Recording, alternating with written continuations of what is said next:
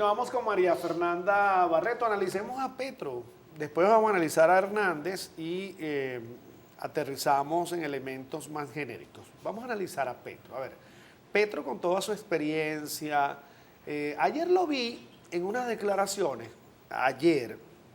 hablando precisamente de la necesidad de llegar a acuerdos, que no importa lo que pasara en la segunda vuelta, había que llegar a un acuerdo por Colombia, que el Congreso tenía que apoyar al próximo presidente y que además esa era su última oportunidad, entre otras comillas, si no vendría otra generación. Es decir, ¿qué nos está diciendo Petro? Bueno, no sé si él considera realmente que esa es su última oportunidad como candidato. No escuché ese discurso. No me sorprendería pensarlo o que lo haya dicho. Es probable que así fuere.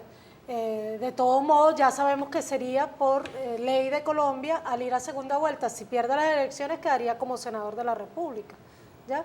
Y no estaría mal tampoco que viniera al frente del pacto histórico otra candidatura. Pero yo creo que ese llamado al diálogo es una característica del pacto histórico y de Gustavo Petro en particular, y ha sido la característica que precisamente ha hecho que mucha gente apueste por Gustavo Petro, porque Colombia vive un conflicto social y armado desde hace 200 años.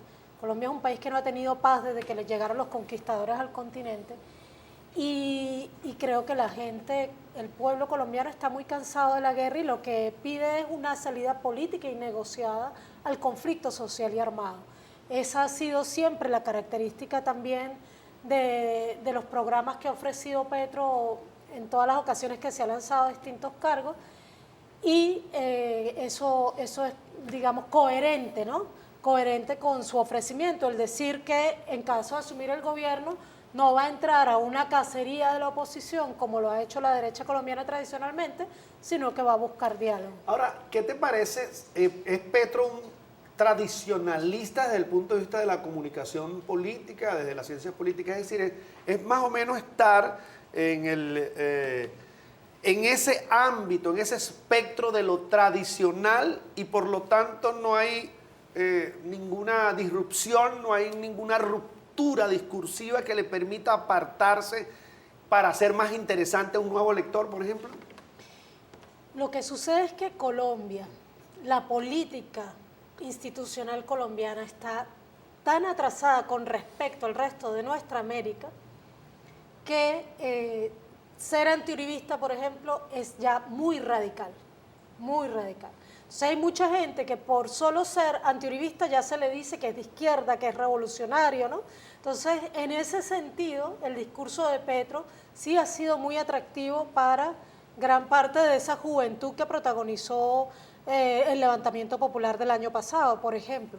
Sin embargo, hay una parte de esa juventud que no fue a votar, y allí precisamente es donde Petro debería ahora también buscar votos, porque lo natural para esa juventud es adherirse precisamente a quien encarna en este momento una alternativa diferente a la del uribismo, que está con Rodolfo Hernández. Caso, por ejemplo, hay un youtuber muy famoso en Colombia que además resultó senador electo, y si no el más votado, lo más votado, llamado JP, que estaba apoyando a Rodolfo Hernández hasta el mismo día de las elecciones, porque a los 10, 15 minutos que se anunció que Rodolfo Hernández pasaba a segunda vuelta, María Fernanda Cabal, una fascista de ultraderecha, fanática, uribista, que lo único bueno que tiene es el nombre tan lindo que tiene. Pues, y que además nació en Cali como yo, pero de resto es terrible.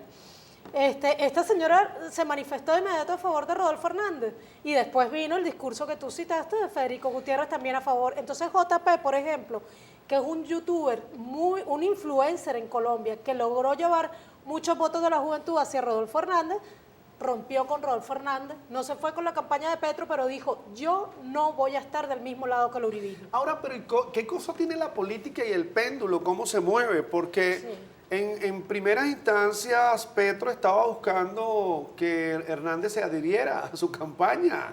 Entonces, ¿cómo es la cosa? Pues me sirve para una primera vuelta, pero por una segunda no. ¿Cómo es? Claro, en la segunda estoy compitiendo contra ti, pero ¿cómo es que eras bueno antes y ahora no?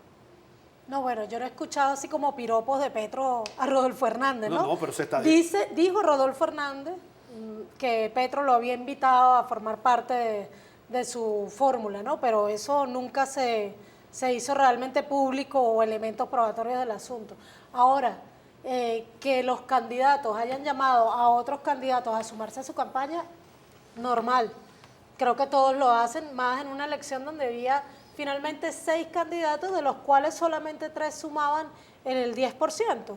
Al principio incluso eran 7, pero Ingrid Betancourt se fue para la campaña de Rodolfo Hernández porque no alcanzaba ni el 2%, hasta creo que era el 1% de la votación. Esas cosas, bueno, es lo normal de un país donde la política electoral, como te digo, la política en general en Colombia, tristemente está muy atrasada con respecto al resto de nuestra América por 2 razones. Porque es enclave del terrorismo imperialista, el principal enclave en toda la región latinoamericana, y porque tiene una oligarquía sumamente tradicionalista, muy conservadora, culturalmente conservadora, y la más genocida del continente. ¿Has escuchado en estas últimas horas qué es lo que va a hacer Fajardo por fin? Sí, ya Fajardo. A ver, ¿qué es lo que va a hacer? Fíjate, ese señor que, como se dice en Colombia, se fue a mirar ballenas en las elecciones anteriores, en las que sí tenía un 20% para aportar, que era muy importante pues para dónde iba, ahí dio libertad de votación. Bueno, esta vez decidió optar por Rodolfo Hernández, él, ¿ya? Entonces se reunió con Rodolfo Hernández junto con otro ser humano que decía ser de izquierda alguna vez, que es Robledo, y se fueron pues a reunir con Rodolfo Hernández el día de ayer o antier y a tratar supuestamente de establecer un programa. Lo que siempre hemos dicho, que tanto Robledo como Fajardo, toda esta gente ha jugado siempre para la derecha con una política aparentemente de centro, porque es que el centro siempre acaba jugando para la derecha. En la vida hay que tomar definiciones. Yo siempre se lo decía a mis estudiantes, mira, el que dice que es neutral, entonces le digo, bueno, entonces eres neutral, estás en neutro. ¿Qué mueve algo que esté en neutro? La inercia. Pero ahora ayúdame a entender esto, fíjate. Rodolfo Hernández, Fico, Fajardo, Robledo, todos son de la derecha y Petro no es de la izquierda, y entonces... Sí. Bueno, primero porque esto de decir que es de izquierda y que es de derecha es solamente un tratar de facilitar la comprensión. La comunicación, ¿no? Pero digamos, Petro no se define de izquierda, no se autodefine él de izquierda. Él dice que él es de centro. Fajardo también dice que él es de centro. Y Robledo más bien decía que era de izquierda. Y Petro tomó distancia del presidente Maduro, el presidente Chávez tomó distancia, ¿no? Claro, porque Petro siempre ha dicho que no es de izquierda y no vamos a ser las personas de izquierda, los revolucionarios y las revolucionarias las que reivindiquemos que es de izquierda, porque ciertamente no lo es. Lo que es una persona que, por ejemplo, se puede corresponder con una Ocasio-Cortez, con un Bernie Sanders, que son el ala progresista del Partido Demócrata, ¿ya? Allí es donde se entiende como sus iguales Gustavo Petro, y eso lo hace interesante, pero no lo hace un revolucionario. Gustavo Petro tiene ahí, por ejemplo, esta paradoja.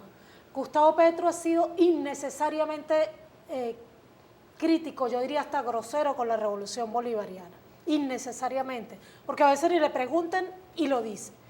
En parte alguna gente dice, bueno, por tomar distancia por el tema electoral, eso es real, pero también a veces se le va la mano, a veces ya es innecesario.